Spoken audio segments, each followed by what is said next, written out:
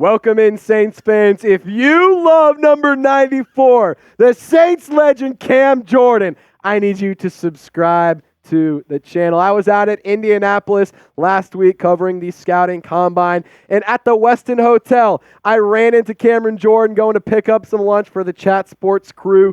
He was checking into his hotel, was gracious enough to take a quick second and take a picture with me. It meant the world. He is as nice as you would expect, and I'm going to tell you right now, he's a lot bigger in person than you would think. I'm a pretty big dude. Guy absolutely towered over me. So if you love Cameron Jordan, just hit that sub button, because who doesn't love Cam Jordan? All Saints fans love Wham Bam. Thank you, Cam. All right, let's dive into a free agent target that I want to discuss, and that could be a player who could line up alongside or opposite of Cameron Jordan, and Chase Young, the former Washington Commander and Ohio State Buckeye. Could he land with the Saints in free agency? Let's talk about it.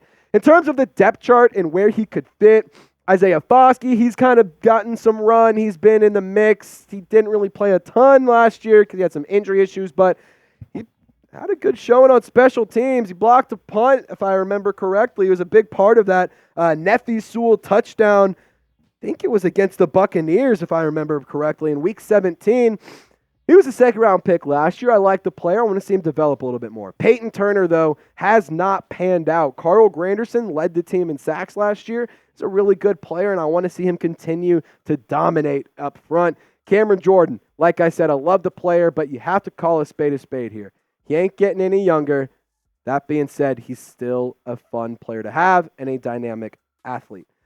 In terms of Chase Young, though, the production on your screen in 2023, he had 7 games with the Commanders, 9 with the 49ers en route to the Super Bowl this past season in Las Vegas.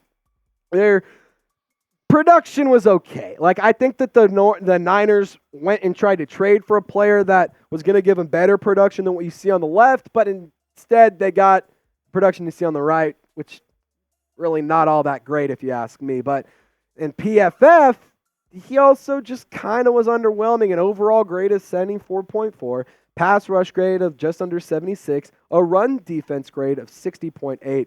He played a total of 480 pass rush snaps, and he had a total of 66 pressures, which I will say this, 66 pressures in 9 games is really, really good. I think that the NFL in the scouting, or not the scouts, the stat nerds and the analytics deep dive stuff is going to really heavily favor the pressures aspect of things, because quarterbacks in the league are just getting more athletic. They're getting smarter. It's just it's getting hard to sack some of these guys. I'm not saying that it's an excuse, but 66 pressures is a lot of potential sacks and a lot of carnage and a lot of havoc wreaked in the backfield for opposing quarterbacks. So let's talk about signing Chase Young just kind of in terms of the player, not just in terms of the production. He is seeking a long-term contract, and it might be tough to get because of this third note down here. He has an injury history, and there were some effort issues this past season, especially with the Niners kind of loafing around in the championship game, kind of loafing around in the Super Bowl, loafing around in the playoffs, not really finishing plays, jogging around. And he could be looking for a 1-year, $15 million deal. That's the projection that we've been seeing online. And the sack production, I just want to go back to this. I've shown this graphic before, but I want to just kind of hit on it. You have 2 defensive ends that are number 1 in sacks. Only one of them is a starter, or that are leading the team in sacks. One of them is a starter, one of them is a backup. Demario Davis, he's a linebacker. He's great at everything he does. It seems like he cannot play football at a bad level. He just is really good at football. Second in sacks. Bryan Bresee, the rookie defensive tackle. Hell yes, but I want to see better production from the veterans. Nathan Shepard, he was a free agent signing for the Saints last offseason. Was pretty effective with 3 sacks, but I'm going to be honest, when you have guys that are in the top 5 of sacks and they don't even have 4, it's kind of embarrassing and kind of disappointing if you ask me. I'm not knocking those players. I just want to see better production and more sacks, giggity, in New Orleans. So get loud for me, Saints fans. Would you sign Chase Young? Just give me a simple Y for yes, N for no in the comment section. I want to see what you guys have to say, because I think that Chase Young could be a good move but I also don't want the Saints to overpay. So let me know what you think. Just give me a Y for yes or N for no. And while you're down there in the comment section, I have a link available for Cameron Jordan jerseys. We talked about it a little bit ago. I got to meet Cam Jordan at the Combine. It was an absolute blessing. One of the cooler things that I ever got to see. I'm not kidding. I was shaking when I went up to ask him for a picture.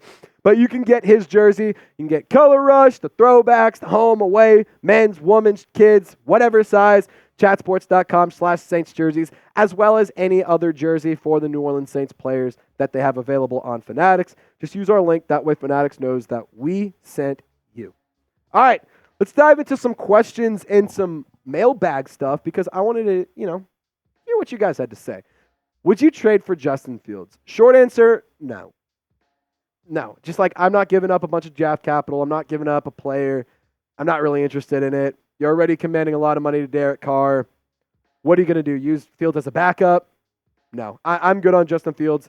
I wish that the Saints were in the market to get a quarterback, but that's not the world that we live in, unfortunately. Thank you for the question, though, Jumbo. Queen Courtney, if you guys are real ones, get the Queen Courtney crown emojis in the chat or in the comment section of the video. What wide receiver would be your ideal one? I feel like SEC produces the best, and yes, Texas is SEC. So I do have 5 players that I discussed in a previous video in terms of draft targets that are wide receivers or tight ends. Here's 3 wide receivers: Rome Odunze, Brian Thomas, Joshua Cephas. Those could all be intriguing options. I also really like Xavier Worthy out of Texas. I think he could be a really good option. Jatavion Sanders, the tight end from the Longhorns, did meet with the Saints at a formal meeting at the NFL Combine. Brock Bowers is a very tantalizing player. And in terms of just some other wide receivers, Malik Neighbors, of course, would be fun. Marvin Harrison Jr. would be fun, but those are unrealistic, and I don't think that those players are going to fall to the Saints. But, Courtney, I do appreciate your question. I would love to see the Saints add a wide receiver. I just think that it's going to come later in the draft, not a priority pick. I think that they're going to go edge rusher or offensive lineman in round 1. Adrian Wolf, who is your favorite draft pick? You have to pick one.